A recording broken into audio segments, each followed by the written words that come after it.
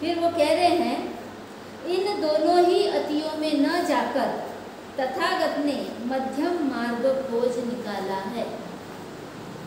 क्या कह रहे हैं? इन दो अतियों में न जाकर तथागत ने मध्यम मार्ग खोज निकाला है, जो कैसा है? आँख देने वाला है। आँख देने वाला है का क्या मतलब? कि आँखें नहीं है जो आँख दे रहे हैं। आँख देने का मतलब मानसिक दृष्टि, सोचने का नजरिया। ये नज़र है और ये नज़र से नजरिया शब्द बना हुआ है।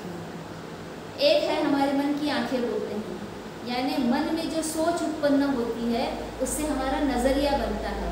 आँख तो केवल बाहरी अंग है जो बाहर की चीज़ों से संपर्क करती है और मन को संदेश पहुंचाती है कि ये चीज़ ऐसी है वैसी है। लेकिन नजरिया कब बनता है?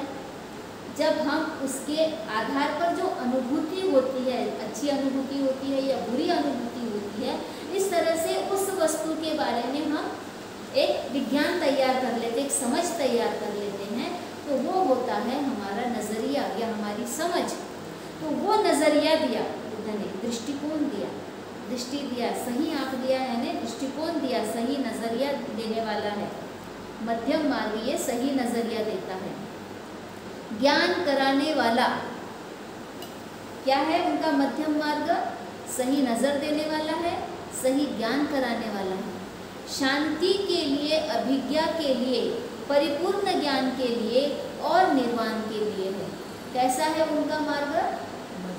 मध्यम मार्ग कैसा है?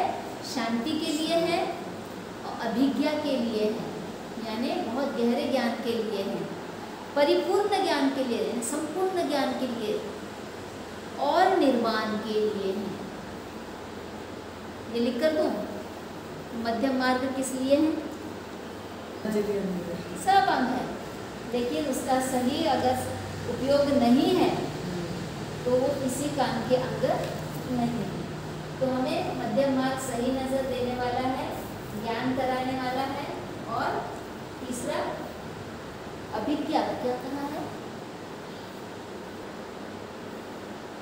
ये ज्ञान के लिए अभि शब्द लग गया है, इसका मतलब और गहरे ज्ञान के लिए।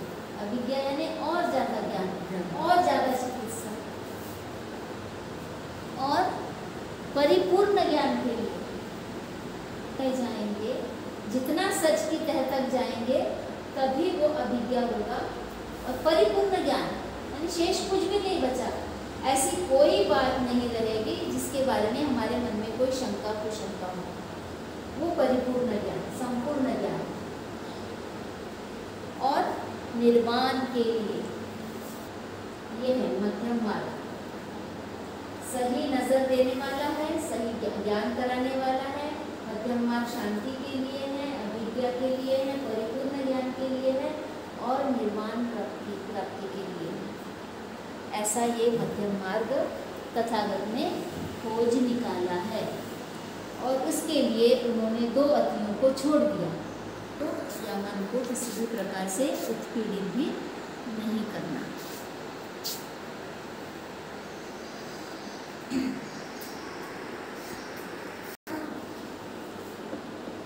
तथागत ने खोज निकाला है, ये तो समझ गया कि मध्यम मार्ग की ये विशेषताएं हैं, इसके लिए ये मध्यम मार्ग है। लेकिन है क्या मध्यम मार्ग? तो वो कह रहे हैं अर्य अष्टांगिक मार्ग है, वो एक ही मध्यम मार्ग। उसके अंग कितने हैं? 8 अंग हैं। पर चलना, मध्यम मार्ग की 4 विशेषताएं देखी। मध्यम मार्ग कौन सा है? तो अष्टांग मार्ग ही मध्यम मार्ग है। अष्टांग मार्ग का मतलब है 8 अंगों वाला मार्ग। मार्ग कितने हैं? 1। किसने 8 बोला? बार बार पूछती हूँ मैं। 8 अंग वाला। 8 अंग। तथागत किसको बता रहे हैं? 5 परिव्राजकों को बता रहे हैं। पहला है ठीक दृष्टि। यहाँ पे हम लोग सम्यक शब्द का प्रयोग करते हैं, लेकिन पाली में कहा है सम्मा दिट्ठी। कौन सा शब्द इस्तेमाल किया है? सम्मा। सम्मा का मतलब सही या ठीक या उचित या राइट, किसी भी शब्द का प्रयोग कर सकते हैं। सम्मा संबुद्धो, सम्मा मतलब सही, बुद्ध कैसे हैं? सही है। समझ रहे? ठीक दृष्टि, अभी हमने थोड़ी देर पहले दृष्टि पे बात की, यानी हमारे किसी भी चीज को देखने का नजरिया, दृष्टि, दिक्ति, दिखा, सम्मा दिक्ति बोला है ना, सम्मा दिक्ति, दिक्ति यानी दृष्टि, यानी नजर या नजरिया या समझ, जिस भी चीज को हम देख रहे हैं, सुन रहे हैं, जान रहे हैं, उसको सही सही समझना, सही तरीके से जानना, सही सही समझना, गलत नहीं समझना। जैसे अभी एक गलती हो गई थी, हमने कहा उसके 8 अंग हैं, लेकिन सही से नहीं समझे तो क्या बोल दिया? 8 मार्ग है बोल दिया, है ना? तो जो सुनाई दे रहा है उसको भी हमने सही से नहीं समझा। अभी हमको सुनाई दे रहा है, मैं बोल रही हूँ, आप सुन रहे हैं, आपको सही से समझ में नहीं आया सुनने के बाद में भी, इसका मतलब आपको सम्मा दिक्ति नहीं आई, मतलब उस वाक्य को लेकर बोल रही हूँ, पूरे जीवन का लेकर नहीं बोल रही हूँ, इस वाक्य का उदाहरण दे रही हूँ। समझ में नहीं आया, समझ में नहीं आया। जब सही सही समझ में आया तो फिर हमने क्या क्लियर किया? एक ही मार्ग है, मार्ग एक ही है, लेकिन इसके अंग 8 है। ये हमें सही समझ में आया, सही नजरिया आ गया, ठीक है? ये पहला हो गया। फिर दूसरा क्या है, इसको और थोड़ा सा बता देती हूँ पहले को ही, ताकि फिर से ये विषय लेने की जरूरत ना पड़े। यहाँ पे सही जानना या सच को जानना भी आता है। सच क्या है? सच जानना, सही जानना, सही समझना, सच जानना, बिल्कुल सही, जो जैसा है वैसा ही जानना। ये वाक्य का उदाहरण जो हमने अभी दिए थे मध्यम मार्ग के बारे में, उसका सच हम जान गए कि मार्ग एक ही है, उसके 8 अंग है। उसी तरह से बुद्ध ने जो सच बताया उसे क्या कहते हैं? अरिय सत्य। बुद्ध ने किस सच को जाना? अरिय सत्य। अरिय सत्य कहाँ है? सच को, जो सच है वो जाना। कौन सा सच जाना? अरिय सच। कोई अपनी दुकानदारी चलाने के लिए बोल सकता है कि दुनिया में दुख नहीं, लेकिन बुद्ध क्या कह रहे हैं? वास्तविकता है, वो सच है, उसको हम नकार नहीं सकते। दुख है तो है, जैसे सुख है वैसे दुख भी है, दोनों चीजें हैं।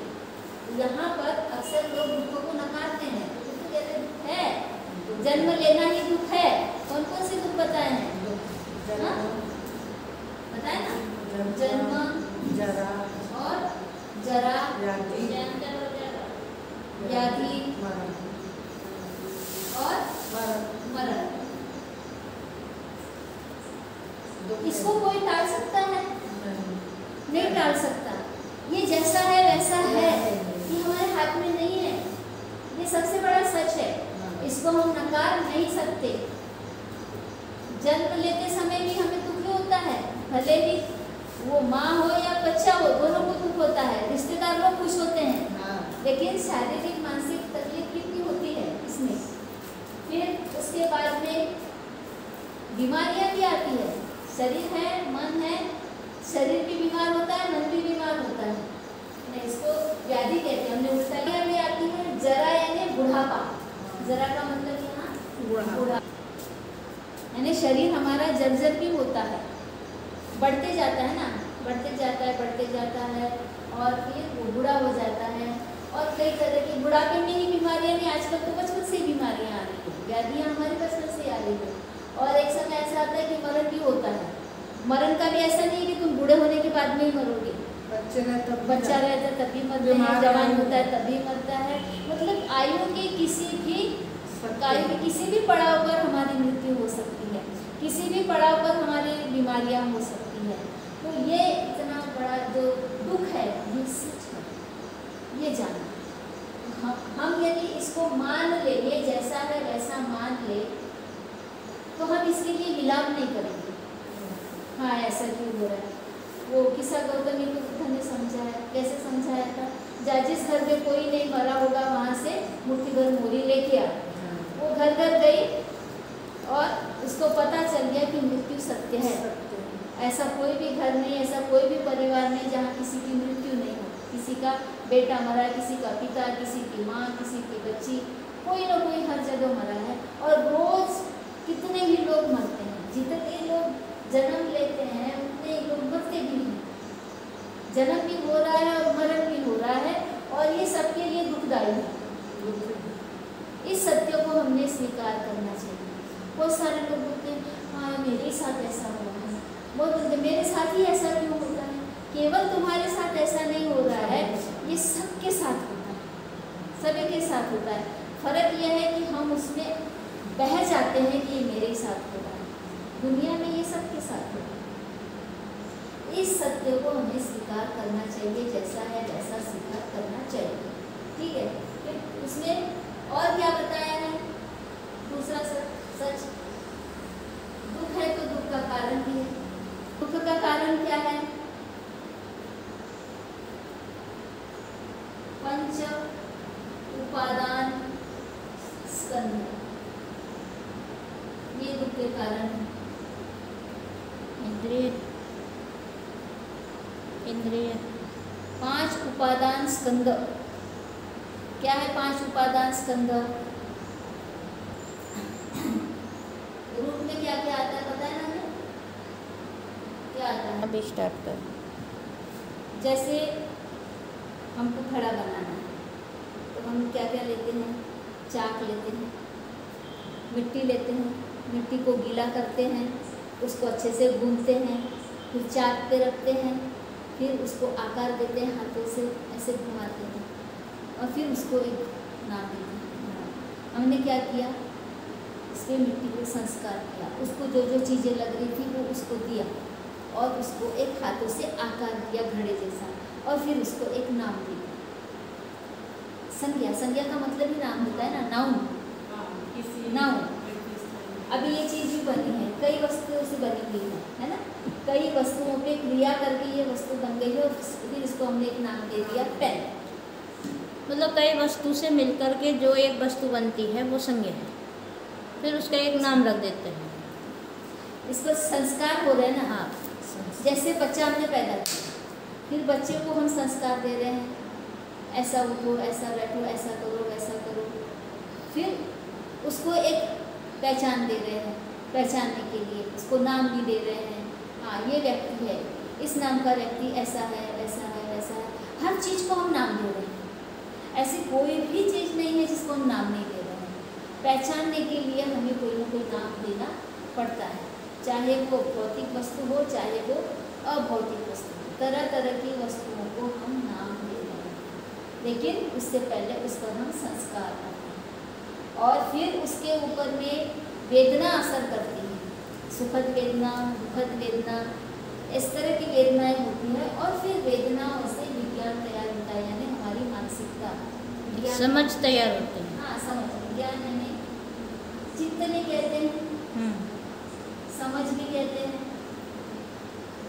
ये तैयार होता है। क्लियर?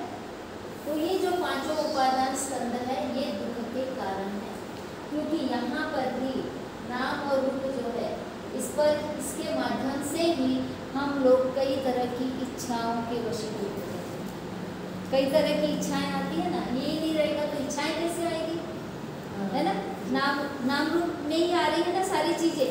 हम जो भी कर रहे हैं, जो भी चाह रहे हैं, बोल रहे हैं, हंस रहे हैं, खेल रहे हैं, चीज़ों को इकट्ठा कर रहे हैं, जो भी कर रहे हैं, लड़ाई झगड़े कर रहे हैं, सब इसी के माध्यम से हो रहा है। ये चित्त में भी हो रहा है और शरीर के माध्यम से भी हो रहा है। यही हमको गाइड भी कर रहे हैं क्या करना है क्या नहीं करना है। शरीर ऐसे करते जा रहा है और हमारे भीतर ही दुख उत्पन्न होते जा रहा है। इन सब कारणों से दुख उत्पन्न होते जा रहा है और बहुत सारे कारणों से जो उत्पन्न होता है उसे ही प्रकृति सब उत्पन्न कहते हैं। क्लियर? अब ये क्या कह रहे हैं आगे? आगे कह रहे हैं कि दुख का निवारण भी है। तीसरा, दुख का निवारण। हमें दुख होता है, लेकिन आगे ये सबसे महत्वपूर्ण बात कह रहे हैं कि इस दुख का निवारण किया जा सकता है। इस दुख को दूर किया जा सकता है, कम किया जा सकता है या दूर किया जा सकता है। तो फिर कारण जब समझ में आ गया कि ये पंच उपादान स्कंध ही हमारे दुख का कारण है, तो इसी को यदि हम नष्ट कर दे तो दुख होगा क्या? खत्म हो जाएगा। सही है? इसी को नष्ट करना पड़ेगा ना। तो कैसे करेंगे? ये तो मानसिक रूप से हो रहा है ना। शरीर तो एक माध्यम है। शरीर क्या है? एक माध्यम है। मन जैसे हमको आदेश देता है वैसा ही हम करते हैं, शरीर से करते हैं, वाणी से करते हैं। तो फिर यहाँ पर जो उत्पन्न हो रहा है इसी को नष्ट करना पड़ेगा। जो उकसा रहा है, दुख को पैदा करने के लिए उकसा रहा है, तो निरोध भी यही करना पड़ेगा, उसको रोकना पड़ेगा। जो इच्छा उत्पन्न कर रही है, जैसे लोग बोलते हैं शादी करना है, बच्चा करना है, ये क्या है? ये पंच उपादान स्कंध के द्वारा ही हो रहा है। लोगों में एक भ्रांति है कि हमारा अपना खून होगा, हमारा अपना वंश होगा, हमारा अपना वारिस होगा, फिर वो हमारा नाम चलाएगा या वो हमारे बुढ़ापे की लाठी बनेगा। सब भ्रांतियाँ हैं, सारी भ्रांति है। और लोग अनुभव ले भी रहे हैं इस चीज़ का कि अंत में ऐसा कुछ होता नहीं है। सब अपना अपना जीवन जीते, ना कोई बुढ़ापे की लाठी बनता है।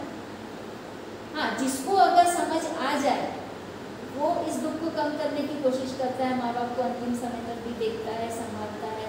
लेकिन शुरू में ही जो भ्रांति है कि ये करेंगे ही करेंगे, हो सकता है आगे चलकर वैसा ना हो, या तुम्हारा बच्चा तुम्हारा नाम रोशन न करे बल्कि तुम्हारा नाम डुबो दे, ऐसा भी हो सकता है। और तुम्हारा नाम ऐसा डूबे कि लोग 2-4 साल तक को भी ये बोले कि अरे उसका बेटा ऐसा था, अरे उसका बेटे ने ऐसे किया, उसने खून किया, उसने मर्डर किया, उसने झगड़ा किया, उसने ये व्यभिचार किया। तो गलत भी हो सकता है, लेकिन ऐसे लोग सोचते हैं कि सब अच्छा ही होगा। 3 पीढ़ी से ज़्यादा कोई अपने बाप दादा का नाम नहीं जानता, फिर भी उनको वारिसदार चाहिए। वारिस खत्म हो जाता है 3 पीढ़ी के बाद, कोई ज़्यादा तो ये सारी क्या है? भ्रांतियाँ हैं, भ्रम है, अज्ञानता है। और अज्ञानता के कारण वो इच्छाएं उत्पन्न करते हैं, शादी करते हैं, बच्चे करते हैं, फिर दुख में पड़ते रहते हैं। और एक बार बच्चा पैदा कर लिया, वो अच्छा हो या ना हो, उसके प्रति आसक्ति कितनी होती है। उसको सुधारने के लिए कोई थोड़ा सा बोले तो वो भी बर्दाश्त नहीं होता है। तुम्हारे बच्चे ने ये गलत किया है, वो बताओ, शिकायत करो, वो भी उनको बर्दाश्त नहीं होता है। यानी कितनी आसक्ति होती है, तो कितना दुख निर्माण हो जाता है। तो यही भी हमको रोक लगानी है। जैसे जैसे हमारा ज्ञान बढ़ेगा कि इस वजह से दुख हो रहा है, ये नहीं करनी है ना हमको, अपना जीवन जीना है। पैदा तो अपनी मर्जी से नहीं हुए हैं, किसी ने कर लिया है ना। तो जीवन शांति से जिए, अच्छे से जिए, जितना जीना है अपने भी काम आए, दूसरे के भी काम आए, लेकिन फिर दुख को निर्माण ना करें। जो मोक्ष प्राप्त बोलते हैं या निर्वाण प्राप्त बोलते हैं, उनको भी इसका अर्थ सही तरीके से समझ में नहीं आ रहा। हमारे चित्त को शुद्ध करके ही हम निर्वाण को प्राप्त कर सकते हैं। यानी हमारे मन में दोबारा किसी भी प्रकार के संस्कार नहीं होंगे, किसी भी प्रकार की इच्छा निर्माण नहीं होगी, और इसी वजह से कोई दुख भी निर्माण नहीं होगा। तो हमारी शांति रहेगी, मन में शांति रहेगी, और हम शांत को बाहर भी शांत। और हम दूसरे को नहीं बदल सकते, इसलिए दूसरे को बदलने के पीछे भी नहीं भागना है। खुद को बदलो, खुद को बदलना है, खुद शांत हो जाना है। ये ऐसा क्यों है, वो वैसा, सारे सामाजिक कार्यकर्ता तो इसी से परेशान है, ये बदलता क्यों है? जबकि वो स्वयं नहीं बदलता, स्वयं नहीं बदलते हैं। अभी कई तरह की समस्याएं, तो राजनीतिक समस्याएं, सामाजिक समस्याएं, शैक्षणिक समस्याएं, बहुत सारी समस्याएं हैं। शांति से हम जो कर सकते हैं, हमारी जितनी योग्यता क्षमता है वो हमने करना चाहिए। नहीं होता है तो उसको रोते बैठने से कुछ भी समस्या तो नहीं होने वाला है। और हमारा काम क्या है कि हम लोगों को ये ज्ञान दे, सही रास्ता बताए, लेकिन हम जबरदस्ती नहीं कर सकते। बुद्ध ने खुद कहा, मैं मार्ग करता हूँ, चलोगे तो पहुँचोगे, नहीं चलोगे तो वहीं रहोगे। बताना अपना काम है, 3 बार बताना अपना काम है ना। और अगर नहीं सुनते हैं, और चौथा फिर बताया है, क्या है? मार्ग है। मार्ग हाँ, बुद्ध यानी अष्टांगिक मार्ग। करने का मार्ग, मतलब उपाय। उपाय आएगा, उपाय। हम तो सबको उपाय बताते हैं, लेकिन कोई सुनता है, कोई नहीं सुनता है। हमारे सामने में अभी अभी तो एक उदाहरण हो गया है। सब बताया, भाई इसमें तुम्हारा नुकसान है, इस रास्ते पर न चलो। उपाय बताए ना हमने बहुत सारे सुखी होने के, लेकिन अगर वो चित्त ही बिगड़ गया है तो उसमें ये बात नहीं जाएगी। अब जिद ऐसी है कि हाँ मुझे पता है कि मेरा नुकसान होगा इस रास्ते पर चलकर, फिर भी मैं चलूँगा, फिर यहाँ तो हम सब हतबल हो जाते हैं। ठीक है भाई, तुम तो जानकर जा रहे हो, खुदकुशी करने जा रहे हो, हमारे रोकने से नहीं रुक रहे हो, तो फिर जो होना है वो होकर ही रहे। तो इस तरह से ये सम्मा दिट्ठी में पहली बात ये आती है, सही नज़रिया निर्माण करना, सच को जानना, जैसा है वैसा ही जानना, सच को स्वीकार करना। तो ये सच भी हम स्वीकार कर रहे हैं कि उस व्यक्ति को हम नहीं बदल सकते। किसी को साइकोलॉजिकल प्रॉब्लम होता है, मेंटल इशू होता है, तो हम उसको कितना भी समझाए उसको नहीं समझता, क्या होते छोड़ो, नहीं समझ सकता, जाने दो, वो वैसा ही होगा।